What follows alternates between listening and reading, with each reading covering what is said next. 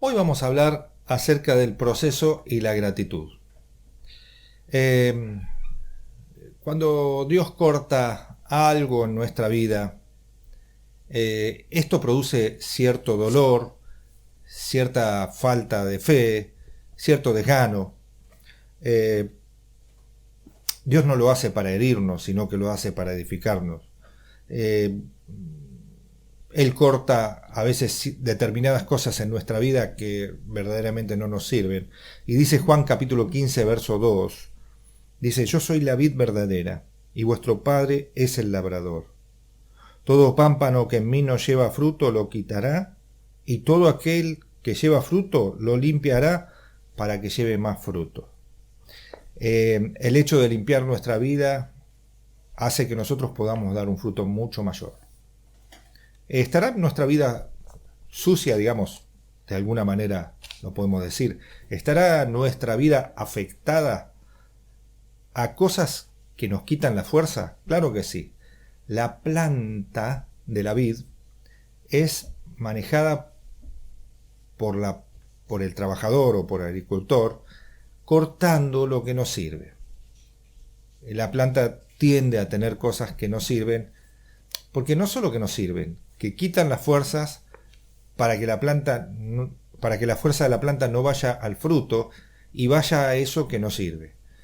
Este es un poco el reflejo de la vida espiritual de muchos de nosotros, que tenemos cosas que no nos sirven en el camino. Hay esas cosas que no nos sirven, que necesitamos a veces sacarlas, pero por nuestra propia iniciativa no lo hacemos. Y Dios hace que esas cosas salgan. Y entonces le pedimos a Dios, le decimos: Señor, queremos que nuestra vida sea limpiada, purificada, que traigas en nosotros una limpieza para que nada nos quite las fuerzas. Y entonces Dios hace y utiliza la tijera y corta esas cosas que no nos sirven. La planta ciertamente sufre un poco en principio, pero luego después da mayor fruto.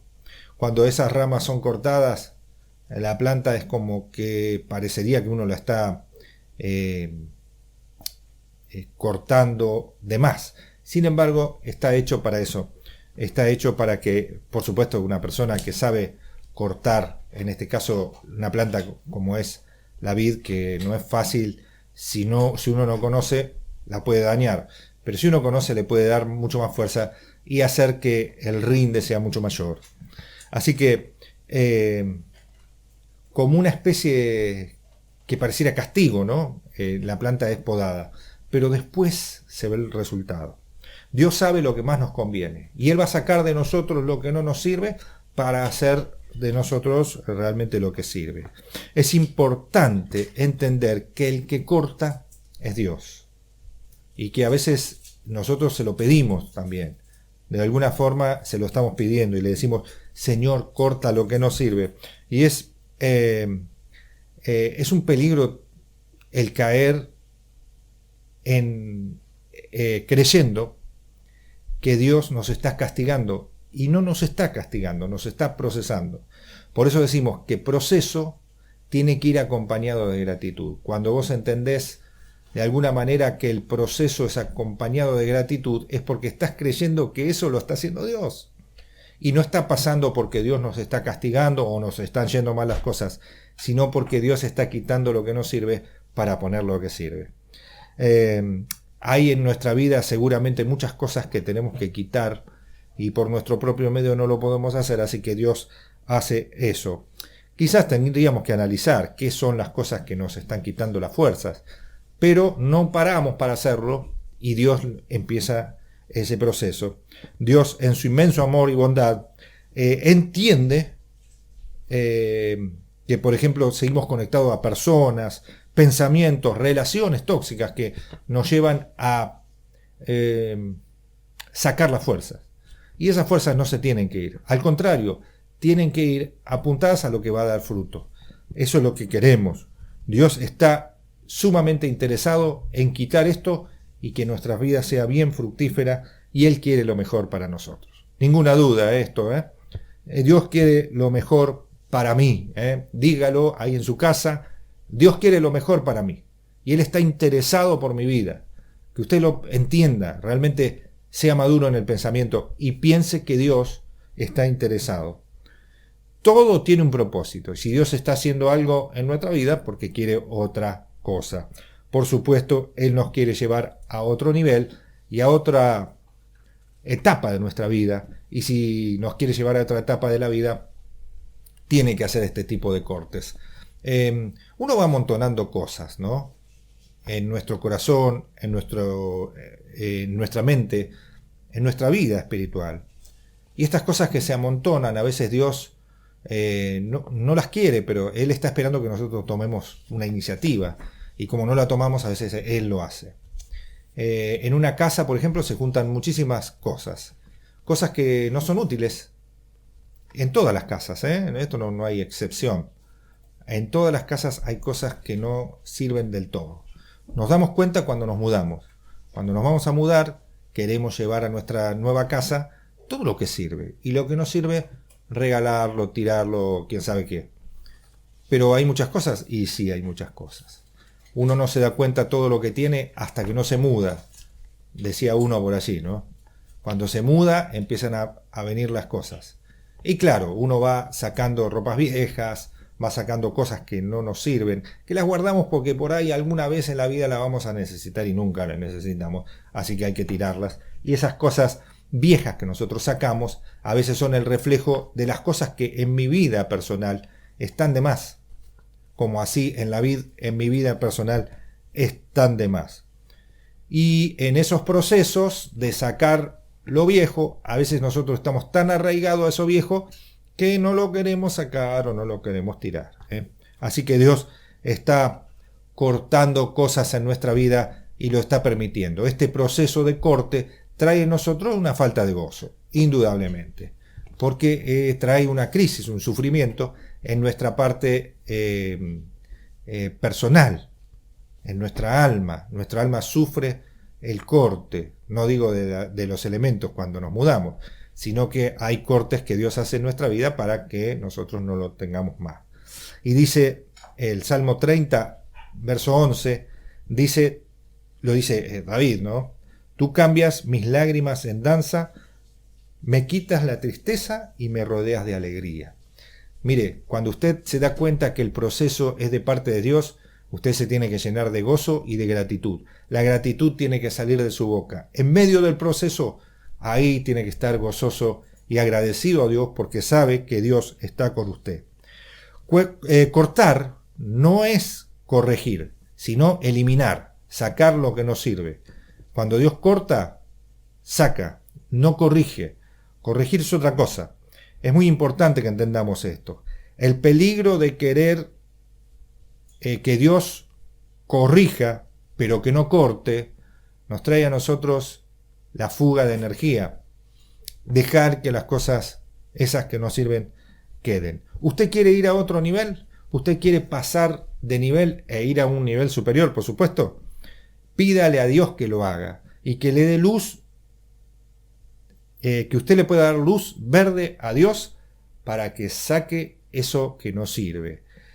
Que este tiempo nuevo que se inicia, usted le pueda pedir a Dios que saque lo que no sirve. Dígale a Dios de todo corazón: Señor, si hay cosas en mi vida que no me sirven, que me están quitando las fuerzas, que están haciendo que yo me vaya por allí pensando en lo que no tenga que pensar y haciendo lo que no tenga que hacer, trayendo angustia, preocupación, ansiedad, sacalas de mi vida. Dele luz verde a Dios y haga una oración y dígale: Señor, purifica, saca, limpia, renueva, llévame al otro nivel, porque eso es lo que quiero.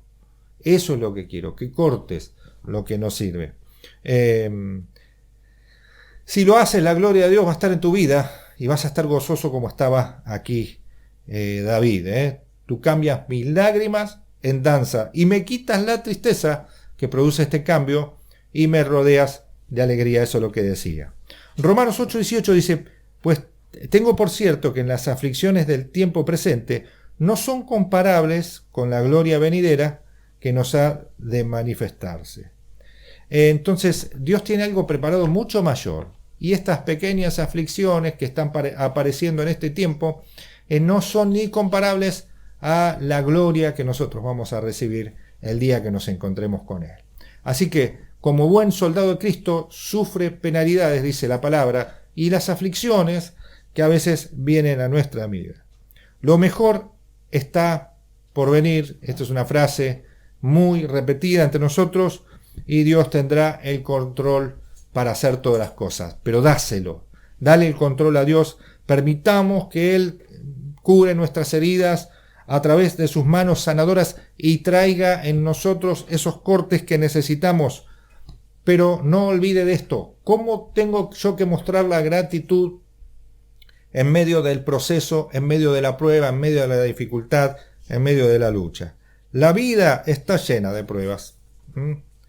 Algunos piensan que llegando al camino del Señor, las pruebas se van a terminar, se van a acabar y esto de alguna manera se va a cortar. No, no va a ser así. Las pruebas siguen porque son parte de la vida y están hechas sobre todo para nosotros, para que podamos crecer. Cuando cayeron Adán y Eva en pecado, ahí en Edén, estaban asustados y se escondieron y se jugaron a las escondidas con Dios, y eso no estuvo bueno. Dios lo llama, Adán en este caso, dice: ¿dónde estás? Y estaba escondido allí atrás de un árbol. Pero no podemos jugar a las escondidas con Dios cuando sabemos que hay algo que tiene que salir de nuestra vida y queremos engañar a las personas, pero a Dios no lo podemos engañar, mi hermano. A Dios no lo podemos engañar. A Dios hay que decirle la verdad, y si hicimos algo malo tenemos que enfrentar la situación para que Dios corte eso de raíz y saque lo que tenga que sacar. Algo interesante: Dios tuvo compasión y misericordia de ellos. A pesar de que habían pecado, Dios tuvo misericordia. Dios los sacó, si bien del Edén, de esa condición de Edén, y los llevó a otra tierra que había preparado para ellos. Dios nunca abandonó a Adán y Eva, y ellos, sufrieron las consecuencias del pecado, pero Él siempre les preparó lo mejor, porque Dios no quiere lo peor para nosotros. Dios quiere que nosotros reconozcamos nuestros errores, nuestras faltas, nuestros pecados, y que saquemos de nuestra vida eso que nos está haciendo mal.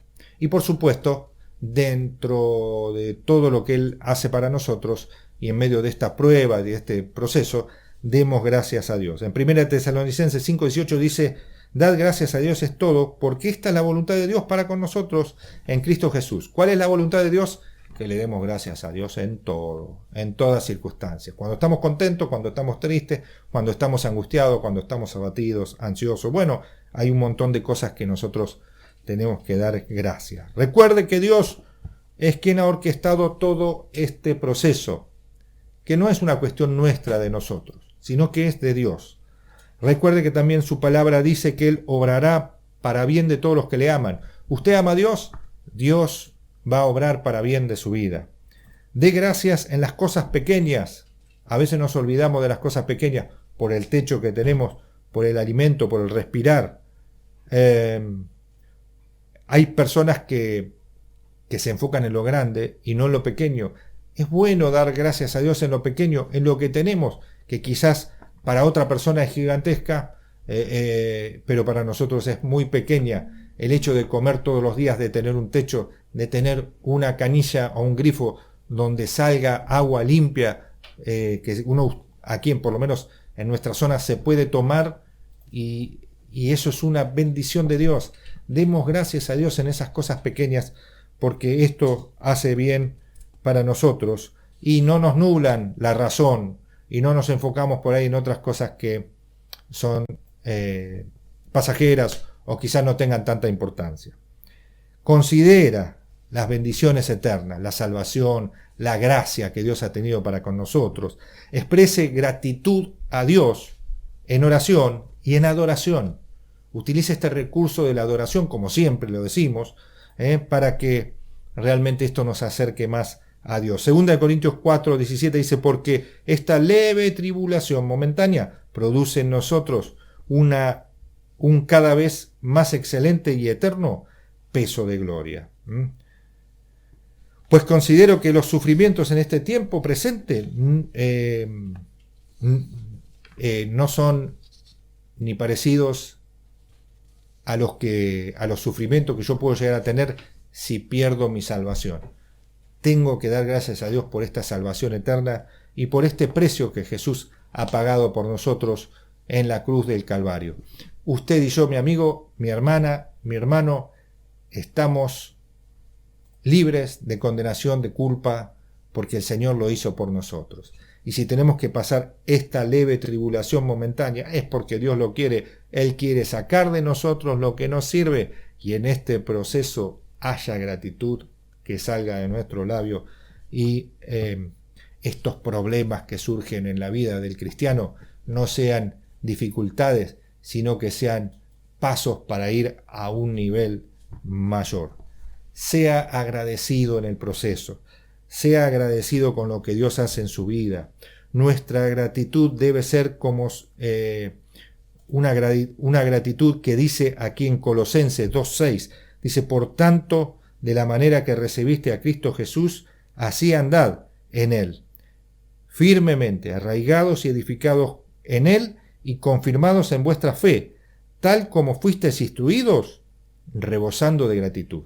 Rebosando de gratitud. Que esa gratitud, como indica acá, dice un tiempo de gratitud desbordante, donde nosotros ya comencemos nuestro día agradeciendo a Dios, terminemos el día agradeciendo a Dios. Es que yo soy muy insistente con la gratitud. Hay que ser agradecido. Entrad por sus puertas con acción de gracias, por sus atrios con alabanza. Ya del primer momento que nosotros alabamos al Señor, lo hacemos en gratitud del corazón, incluso en medio de la dificultad.